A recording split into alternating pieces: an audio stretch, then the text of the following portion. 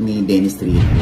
Di ba na aksidente? Nakaligtas sa aksidente. Nakaligtas sa aksidente. Ano kwento doon? Ayun nga daw, Nay. Dahil nga daw parang nasapak ng antok tong si Khalid. Inantok. Habang nagmamaneho. Naitumba siya ng antok. Parang gano'n. Kaya yung sasakyan niya, sumampa daw doon sa island. Tapos tumaob. Oo. Buti wala siyang tama or something. Naku, buti na lang parang pinag-adla yung bata. Puro galos lang. Galos sa noo. Tapos napilayan lang yata sa kamay. Tapos naggalos sa braso.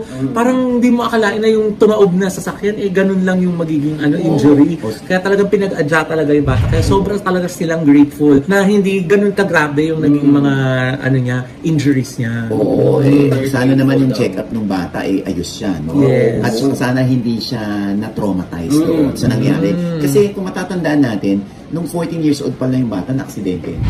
Oo yung yung bus stop na sinasakyan nila, nabangga. Bus stop? Bakit naka-stop tapos sasakyan Di ba nila? bus stop? School bus pala sa bus stop. Alam mo, pili ko nagbe-vape din siya. Hindi, babe. Nauna na. Oo nga.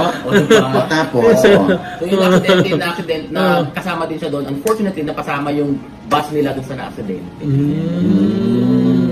Oo, ingat-ingat po tayong lahat talaga. oo, bata pa lang. Ito sana nga, yun nga, sana okay yung kanyang mental health, hindi siya na-traumatize, Yes. or yung parang PTSD, di ba? Yes. Oo, at ingat na next time. Oo, at very achiever pa naman yung bagets mo. Oo nga. Oh, di ba Oo, si Khalid. awarded athlete yan? Very decorated athlete siya. Yeah.